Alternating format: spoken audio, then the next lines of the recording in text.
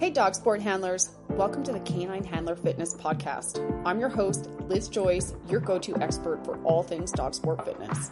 Whether you're running agility, doing protection work, tackling search and rescue, handling a tough tugger, or just looking to build strength for a lifetime of adventures with your dog, remember, you are half the team, and I'm here to help you stay strong, mobile, and injury-free. Join me as I break down the unique demands of handler fitness, speed, strength, endurance, and everything you need to perform at your best, both in and after break. Let's stay strong, stay in the game, and keep doing what we love. Let's dive in. Hey friends, and welcome back to the Canine Handler Fitness podcast. And this is part 2 of how this all came to be. Last time I shared the early days, how all this started with a spark, where my love affair for fitness really began.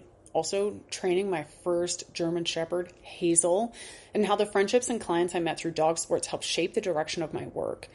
And the moment I realized that if I wanted to handle better, I couldn't just rely on general fitness anymore. I had to train differently for the sport, for the dog, and for the job. We ended with Shade Weitzel, who was my very first online client, and the day that Canine Handler Fitness was officially born. But launching CHF, that was just the beginning, because coaching online is absolutely not just a carbon copy of in-person work. This is a different universe, and I had to reimagine everything from warm-ups to workouts to how someone feels when they open a video and press play and stepping into something new. And I learned fast and sometimes the hard way. So today I want to take you behind the scenes of that evolution. From the scrappy, messy, experimental first days to launching my first sprinting and agility programs, to the first strength training course I released, and now to working with hundreds of handlers across the world and the big vision that I see ahead. But before we go further, I want to give you a quick reminder about my background. I am a certified personal trainer with additional credentials in running gait analysis, and I am a corrective exercise specialist for the pelvic floor.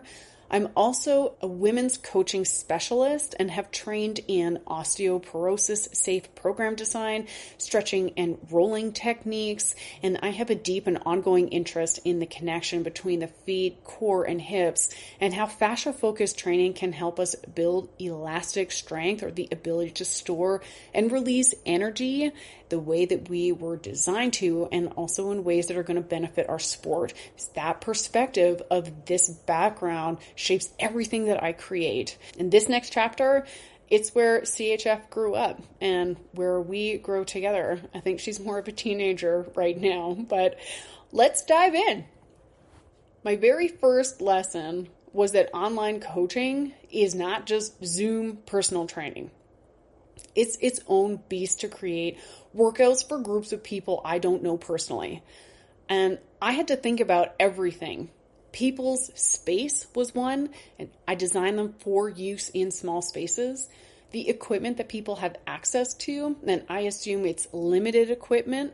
So the things that are important to me as a coach, the tempo that people are executing exercises, the layering of exercises, and the exercise selection really matter. The energy levels people are coming in from, attention spans, mindset, their relationship to movement, and confidence in executing exercises.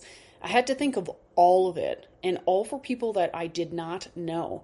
Because one thing I will tell you is, if I was going to build courses that people could follow at home with no one standing there beside them, they had to be smart, structured, flexible, supportive, and they had to fill in all the gaps that normally get addressed mid-workout when a coach like me can say, hey, tuck your ribs, or try bracing here instead, or hey, at rep 8, every time you do this row exercise, your shoulder comes up around your ear. So in my follow along videos at rep 7, I start telling people, watch your shoulder, guys, keep that thing down. And I really wanted it to feel like I was right there guiding them.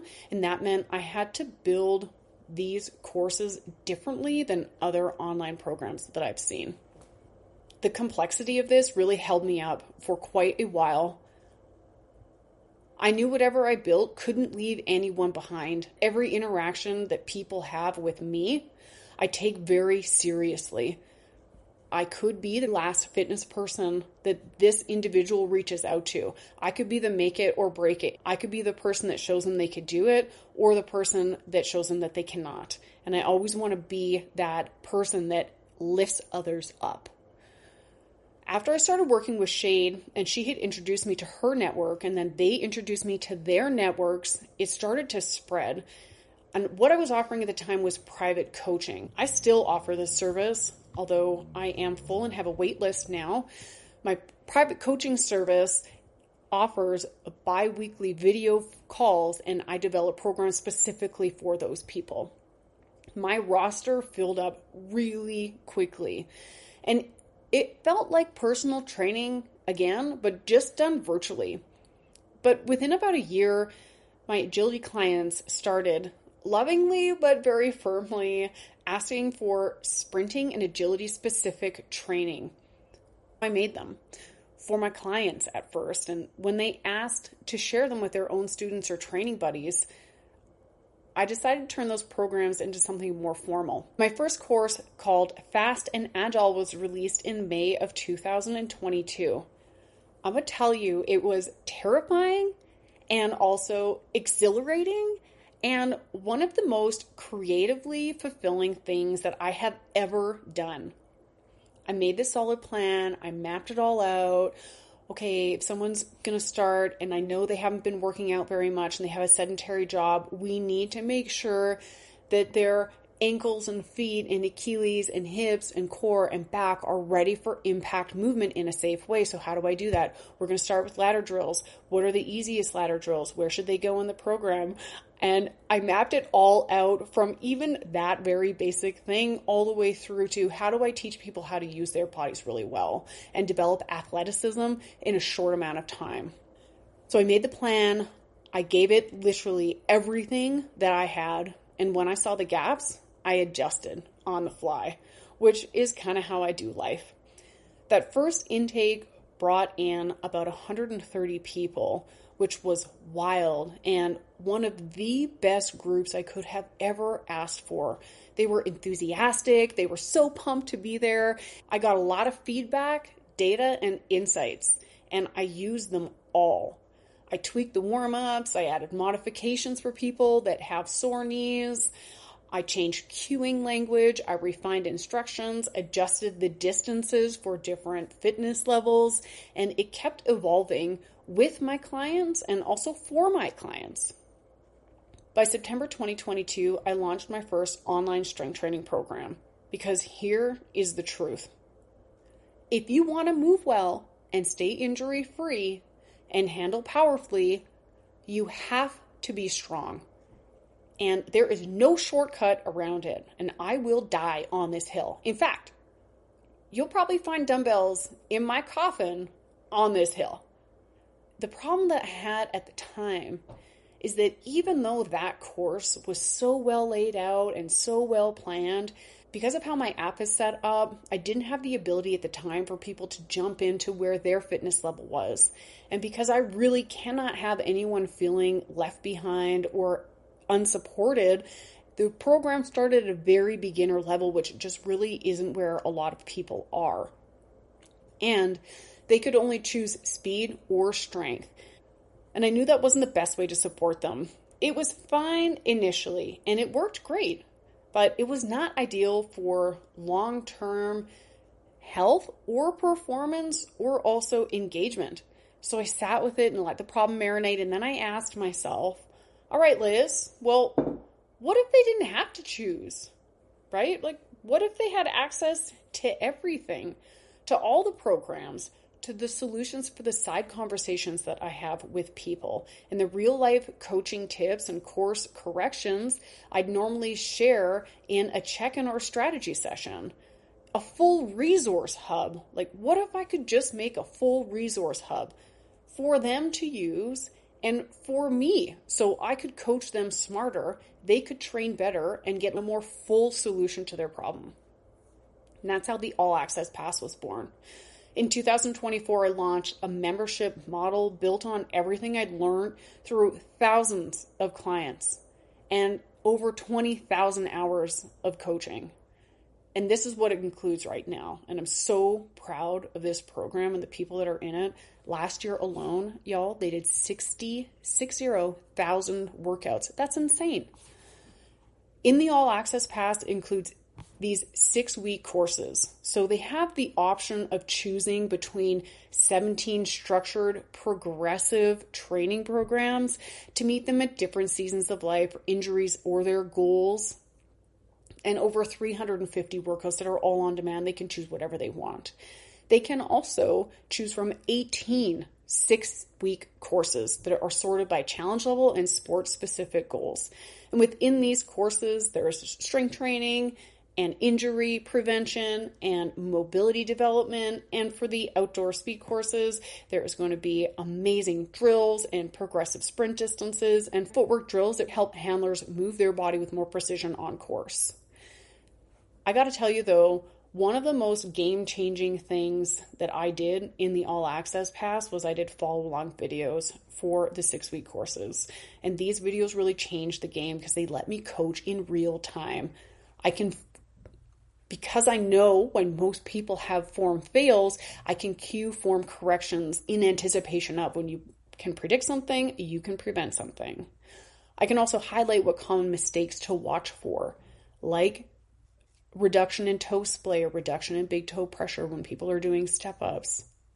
When people are coming up out of a straight leg deadlift, making sure that they're tucking their pelvis and using their lower abs and connecting their hips to their ribs in the front. And help people really feel their way through a workout and not just follow steps or exercises that are laid out. This is the thing that's really important when you're strength training. You have to be able to feel and engage your muscles. And that is something that takes practice. It takes time, and good coaching can help that process happen a lot faster. So here's what's next. First up, we are doing a deep dive into the pelvic floor. This is why this is important to me. Number one, I have had a lot of clients have issues with urinary continence, and that is just like not cool. I also have people that have problems with their lower back and their hips. And I'm going to be talking about anatomy, my anatomy right now. So if this is something that's going to bother you, heads up, it's coming your way. I have severe Crohn's disease and I had ileostomy surgery in 2023.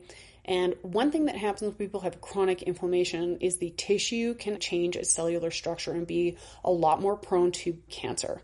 And I was at an extreme cancer risk due to prolonged tissue inflammation in my rectum and in my anus. So I had that stuff removed, okay, out the bottom, which required a 3-inch incision through my pelvic floor. So it's like right through the middle of my glutes, there was a 3-inch incision through all of the layers of the muscle. And I learned the hard way how critical that system is. Not just for injury prevention, but for posture, strength, breath, energy, and also confidence. I found it amazing how little information there was for the pelvic floor. And when I looked stuff up for it, I saw so much about doing Kegels, and that just such a tiny little piece of the puzzle. So I went through a very intensive course and became a certified corrective exercise specialist for the pelvic floor. And this winter, I'm going to be launching targeted programs to support it. Think lower back pain. Think hips that are tight all the time. Think sore knees. Think sore upper back. Good balanced core function and engagement. I'll also be taking a look at the other strength training programs and making sure that those movements support pelvic floor health. Because this part of the body is often misunderstood, but there's so much strength here, so much power here for you, and I want more people to experience changes in that area of their life and also prevent problems for people in the future. I see more handler-specific programs coming, like targeted help for hamstring strains and how do you build back from that and then start sprinting again, because that is a very common thing that happens. Also about breathing and bracing and getting good diaphragm function. Listen to this is interesting, and you might not know this. Your diaphragm connects to your lungs, right? When it contracts, it pulls your lungs down, they fill with air, and when it relaxes, your lungs exhale. Your core is responsible for your posture. But if your core isn't as strong as it should be or could be, or you've got other postural things going on, your diaphragm can become your primary postural muscle, which makes running really hard. You need a lot of core work when you're running. So your diaphragm's going to be doing all of that. So that makes breathing for you so much harder. So thinking about stuff like that is going to be a part of what my work is over the winter here. And they're all going to be simple to follow, obviously all grounded in evidence and also experience, and all designed to help people build real capacity and not just check a workout box like we talked about in part 1. There is a profound difference between training and working out. Workouts are a part of a training plan, but a well-designed training plan is not the same as doing workouts. In this podcast, we are just getting started here. So I think this is episode number 9, and what you're going to be hearing from me coming up is more handler-focused content. I also have expert guests coming in from the worlds of rehab, sports medicine, nutrition, psychology, canine sports, real stories, practical tools, interviews with handlers, and all of this is here to support you physically, mentally, emotionally in the sport that you love and in support of you being your highest self. In this community, it's growing, and I want it to keep growing. What's happening is more handlers are realizing that they matter too, that they are just as important as their dog, that their strength, energy, and confidence elevate everything that they do in their lives and everything that they do in their dog sports. My deepest hope is this, that through fitness and health and strength, you begin to feel more like you, or maybe the version of you that I see when I meet every person. This person that is vibrant and capable, resilient and whole. There's this brightness and vitality that shows up in people's eyes when their bodies are moving well and they feel good about it. And I want that for every single one of you. So let's keep building it together.